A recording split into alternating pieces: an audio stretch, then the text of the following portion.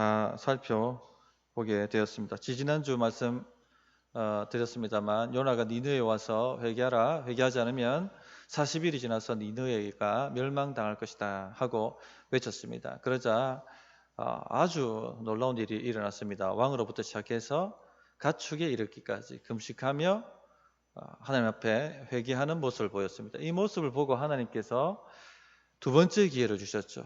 멸망시키지 않고 두 번째 하나님께 나올 수 있는 기회를 주셨습니다. 그러나 이 모습을 보고 요나는 굉장히 실망했습니다. 그래서 지지난주 말씀 살펴봤지만 매우 싫어하고 성내기까지 했다. 그렇게 말씀을 합니다. 니느웨가 사는 것을 보느니 차라리 내가 죽고 싶습니다. 차라리 죽이십시오. 이렇게 기도하며 성을 내었습니다. 오늘 말씀은 이렇게 성을 내는 요나를 다루시는 요나에게 긍휼을 베푸시는 하나님의 모습입니다. 하나님께서 어떻게 요나를 다루시는가? 먼저 성을 왜 내느냐? 네가 성 내는 것이 옳으냐? 하고 질문을 하십니다. 4절 보시면 여호와께서 이르시되 내가 성 내는 것이 옳으냐 하시니라. 우리 안에 두 사람이 있습니다. 옛 사람이 있고 새 사람이 있습니다. 사도 바울이 그런 말을 했죠. 죄의 법이 있고 성령의 법이 우리 안에 있습니다. 이 두 법이 충돌합니다. 두 사람이 충돌합니다. 하나님의 뜻을 행하려고 하는 새 사람이 있는 반면에 죄의 본성을 가지고 옛 습성, 옛 삶, 옛 가치관 그대로 살아가려고 그렇게 살아가게 만들려고 하는 옛 사람이 일어나서 싸웁니다. 요나의 지금 모습은 새 사람의 모습이 아니라 옛 사람의 모습이죠. 은혜를 받고 새로 변화된 모습이 아니라 옛날 모습입니다. 여전히 요나는 독선이 가득합니다. 하나님께서 죄인들에게 자비를 베푸시는 것을 보고 성이 납니다. 니느웨가 살아나는 것을 보고 화가 납니다. 분노합니다. 그러면서 니느웨 근처에 자리를 틀고 앉아서 니느웨가 멸망하기를 기다립니다. 하나님이 뜻을 돌이키셔서 속히 니느웨를 다시 치시기를 그렇게 기다리고 있는 것이죠. 옛 사람이 살아나면 이런 삶의 모습을 살아갑니다. 굉장히 매력적이지 않지 않습니까? 거룩하지도 않고 하나님께 반역하고 하나님께 성내고 그런 모습으로 살아가게 되는 것이죠. 옛 사람이 살아나는 경우가 있습니다. 우리는 하나님의 뜻대로 살려고 발버둥치고 애쓰다가도 탁 하고 뭔가가 걸리면 우리 옛 사람이 나타납니다. 언제 우리 옛 사람이 탁 하고 드러납니까? 상처를 건드릴 때 우리 옛 사람이 탁 하고 드러나는 것이죠. 오늘 요나에게는 무엇이었습니까? 무슨 상처였습니까? 니느웨가 그 상처였죠. 니느웨는 자신의 민족을 죽이고 학대하고 자신의 가족과 가정을 박살내고 조롱하며 죽였던 원수입니다. 원수. 상처가 있는 것이죠. 그런데 그 니느웨가 하나님께 은혜를 받고 두 번째 기회를 받는다. 견딜 수가 없는 겁니다. 화가 나고 분노가 나고 안 됐으면 좋겠고 저주가 임했으면 좋겠다 하는 그런 마음이 드는 것이죠. 자, 이렇게 우리 안에 상처를 건들게 되면 마음의 평강은 깨어집니다. 하나님께 순종하려는 마음은 사라지고 반역하려는 마음, 옛사람이 일어나게 되는 것이죠. 우리는 상처받았기 때문에 상처 준 사람에게 무자비해도 된다 이렇게 생각합니다. 옛사람의 모습입니다. 그렇게 하는 것이 합당하지 않죠. 왜 이 상처 준 사람에게 우리는 무자비해도 된다 생각하는가? 하나님이 우리에게 얼마나 은혜를 베푸셨는가 하는 것을 망각하기 때문에 그렇습니다. 우리도 은혜를 받은 죄인이었습니다. 우리도 심판을 받아 마땅하였지만 하나님의 은혜로 살아난 것이죠. 그래서 분노가 일어나면, 성이 나면 질문부터 하셔야 됩니다. 일단 분노는 일단 내고 왜 내가 지금 분노하는가? 왜 내가 지금 성을 내는가? 하고 질문을 자신한테 던질 수 있어야 됩니다. 질문만 잘해도 신앙생활은요 굉장히 성장합니다. 질문만 잘해도 우리 안에 일어나는 많은 문제들을 해결할 수가 있습니다. 묵상도 뭡니까? 말씀을 가지고 질문을 잘 던지는 게 묵상이죠. 신학도 무엇입니까? 질문을 던지려고 그 답을 성경에서 찾는 것이 신학입니다. 질문을 잘 던지셔야 됩니다. 성이 나면 왜 내가 성을 내는가? 내가 왜 화를 내는가? 걱정이 일어나면 왜 내가 걱정하는가? 이런 것들을 자기에게 질문을 해봐야 됩니다. 자, 그러면 우리는 영이 안에 있기 때문에 생각을 하게 됩니다. 성령이 역사하기 시작하십니다.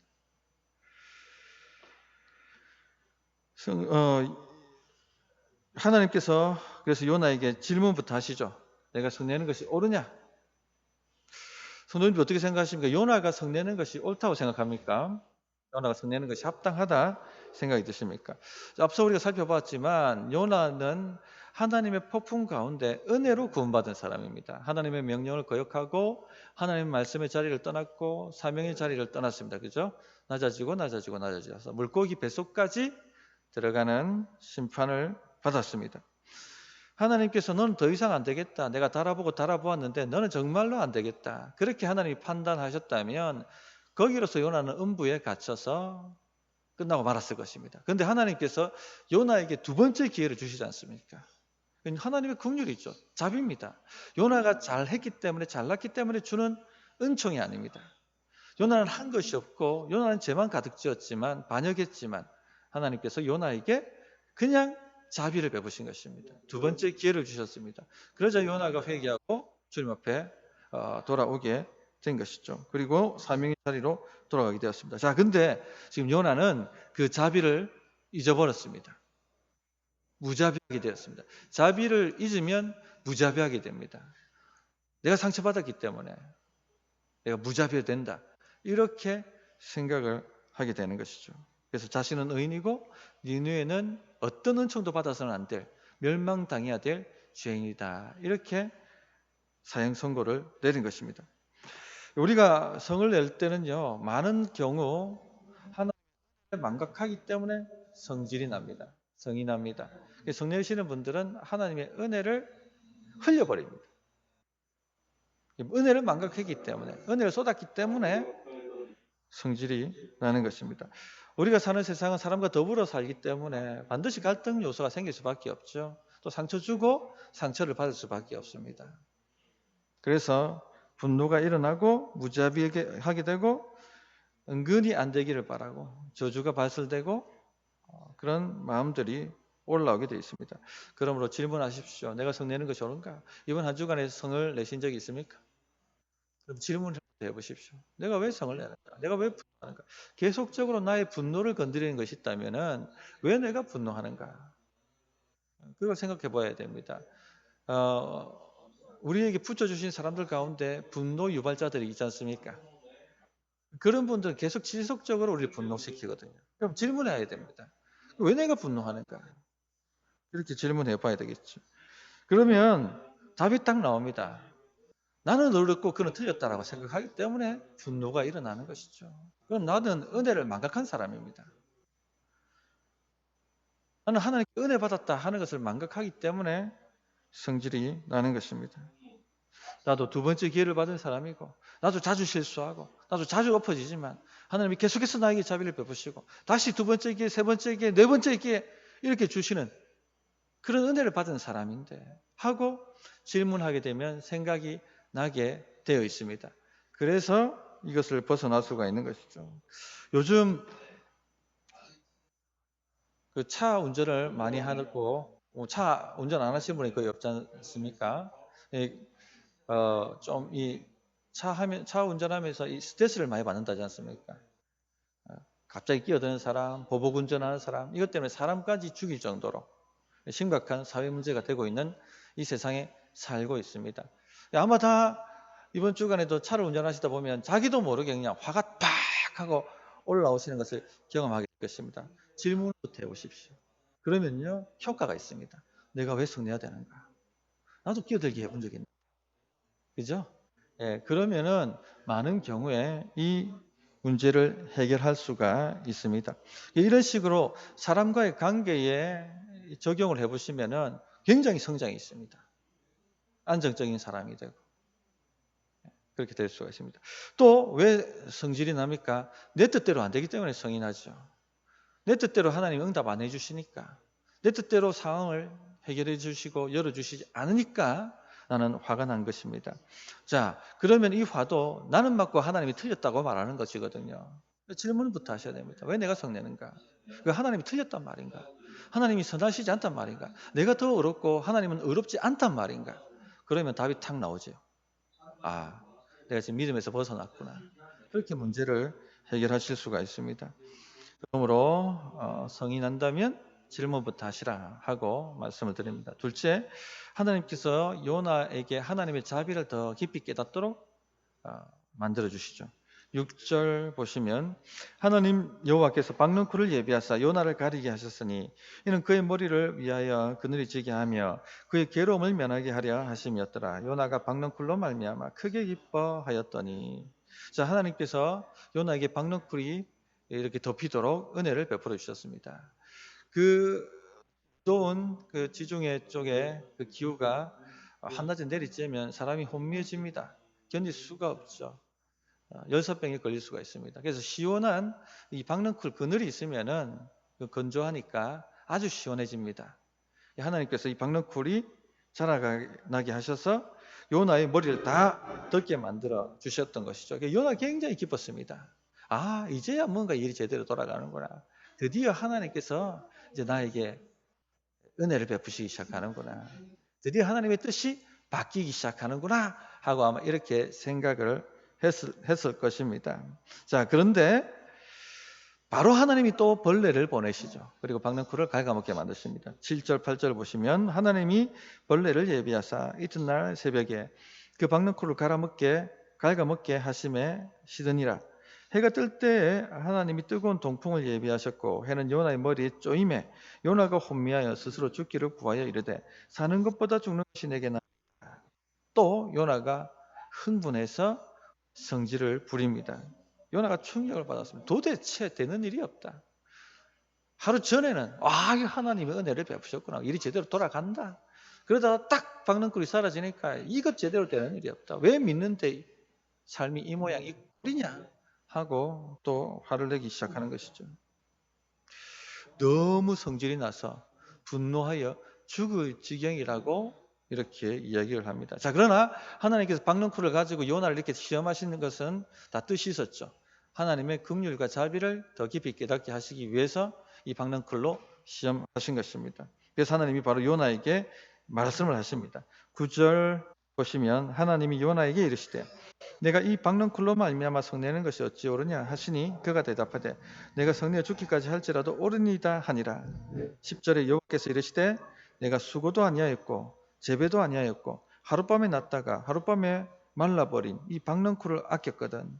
11절 하물며 이 큰 성읍 니느웨로에는 좌우를 분별하지 못하는 자가 12만 명이요 가축도 많이 있나니 내가 어찌 아끼지 아니하겠느냐 하시니라.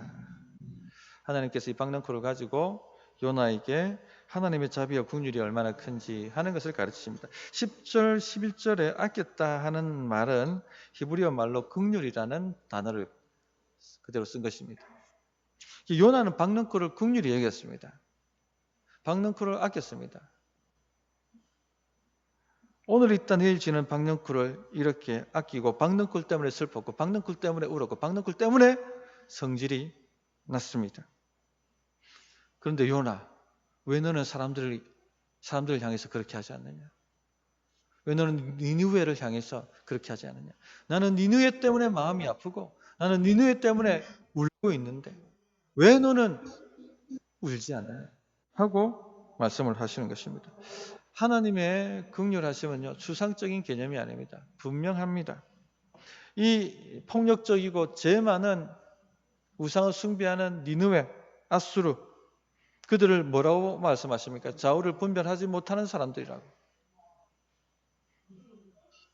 눈이 멀었고 자신의 근원적 문제를 알지 못하는 불쌍한 사람들이라고 말씀을 하시죠. 무엇을 위해 살아야 하는지, 어디로 가야 하는지 갈 바를 알지 못하고, 그리고 그들의 길을 인도해 줄 인도자도 없고, 그렇게 불쌍하게 유리방황하는 영적 소경들이라고 탄식을 하시는 거죠.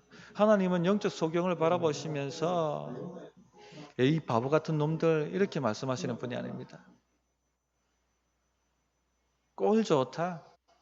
그래, 쌤통이다. 그렇게 너희가 멸망당해야지. 그렇게 말씀하시는 분이 아닙니다. 하나님은 슬퍼하십니다. 우십니다. 하나님의 자비는요, 우리가 생각하는 것보다 더 크고 더 넓습니다. 가히 생각할 수 없을 만큼입니다. 얼마나 넓고 크신지 우리는 다 이해하지 못합니다. 예수님께서 나귀를 타시고 예루살렘에 들어가실 때 마음이 미어졌습니다. 지금 들어가면 대제사장 무리에게 잡혀서 고난을 당하고 십자가에 죽으실 것을 그는 아셨습니다. 그러나 분노하셨습니까? 요나처럼 그는 분노하셨습니까? 전혀 그렇지 않죠. 우셨습니다. 우셨습니다. 누가복음 13장 34절에 예루살렘아 예루살렘아 선지자들을 죽이고 내게 파송된 자들을 돌로 치는 자여 암탉이 제 새끼를 날개 아래 모음같이 내가 너희의 자녀를 모으려고 한 일이 몇 번이냐. 그러나 너희가 원하지 아니하였도다. 탄식하셨습니다. 십자가 위에서조차도 이렇게 기도하셨죠. 누가복음 23장 34절에 보면 이 예수께서 이르시되 아버지 저들을 사하여 주옵소서 자기들이 하는 것을 알지 못함이니이다. 하나님께서는 공의로우시기 때문에 반드시 죄를 심판하고 가셔야 됩니다. 넘어가실 수가 없습니다. 만약 하나님이 죄를 넘어가시면 하나님은 선하시지 않죠. 그렇기 때문에 반드시 정의를 집행하셔야만 합니다. 그러나 하나님은 사랑이시죠. 하나님이 사랑하시지 않는다. 사랑이 아니라면 하나님은 선하시지 않죠. 그러므로 하나님은 정의로우실 뿐만 아니라 사랑이십니다. 죄로 인해 멸망당할 사람들을 멸망시키셔야 하지만 그러나 그 사람들 때문에 우시고 통곡하는 분이십니다. 그래서 십자가를 지신 것입니다. 그 죄를 독생자께 쏟아부으시고 믿는 자들을 구원하시기 위해서 하나님께서 십자가를 지신 것이죠. 하나님의 공의도 만족시키고 하나님의 사랑도 만족시키기 위해서 그렇게 십자가를 지신 것입니다. 십자가는 하나님의 자비가 얼마나 우리가 생각하기 어려울 만큼 깊고 넓은지 하는 것을 보여줍니다. 자, 그러나 요나는 니느웨가 망하기를 기다리고 지켜보고 있습니다. 성도님들, 우리가 혹 이런 모습으로 살아가고 있지는 않습니까? 화가 날 때 하나님의 자비를 조금이라도 우리가 생각해 보아야 합니다. 질문하며 하나님이 얼마나 내게 큰 자비를 베푸셨는가 하는 것을 질문해 보아야 됩니다. 생각해 보아야 됩니다. 그런데 우리는 너무나 빨리 정의를 집행하려고 합니다. 타인을 향하여 분노를 바라고 성을 내려고 합니다. 스트레스가 많은 세상이죠. 갈등이 많습니다. 사회 구조가 또 악합니다. 가면 갈수록 말세로 가면 갈수록 사회는 더 악해지게 되어 있습니다. 그렇기 때문에 정의로운 분노가 우리 가운데 가득히 일어날 수가 있습니다. 지금도 차별금지법 같은 것 이상한 법들을 만들며 교회를 핍박하는 이 세상을 보지 않습니까? 분노가 일어나죠. 화가 일어납니다. 부정과 불의가 판을 치고 뉴스마다 들려오는 희한한 그 죄악들을 바라보면 탄식과 분노가 일어납니다. 우리가 죄에 대하여 분노하는 것은 당연합니다. 그러나 요나처럼 무자비할 수가 있습니다. 울어야 합니다. 우리는. 그게 주님의 마음이죠. 우리의 기도에 분노만 있고 정의만 있고 예레미야 같은 탄식과 눈물이 없다면 우리는 무자비한 사람이 될 것이고 하나님께 반역하는 요나의 모습으로 떨어지게 될 것입니다. 지금 우리 시대를 바라보시면서 우리는 눈물을 가지고 불쌍히 여기며 탄식하며 기도할 필요가 있습니다. 또한 우리 주변에 우리를 화나게 만들고 분노하게 만드는 이들을 향해서도 우리는 눈물을 흘리며 기도할 수 있어야 합니다. 그것이 우리의 마음을 지킬 뿐만 아니라 우리 교회를 지키고 더 나아가서는 이 세상을 지킬 수가 있습니다. 그러므로 언제든지 하나님의 자비하심을 깊이 생각하셔서 그 자비하심을 가지고 주님 앞에 나아가서 기도하시는 우리 성도님들이 되셨으면 좋겠습니다. 요나서를 마무리합니다. 우리가 주의하지 않으면 하나님의 말씀을 거역할 수가 있습니다. 그죠? 하나님의 말씀을 떠나 또 사명의 자리를 떠나서 낮아질 수가 있습니다.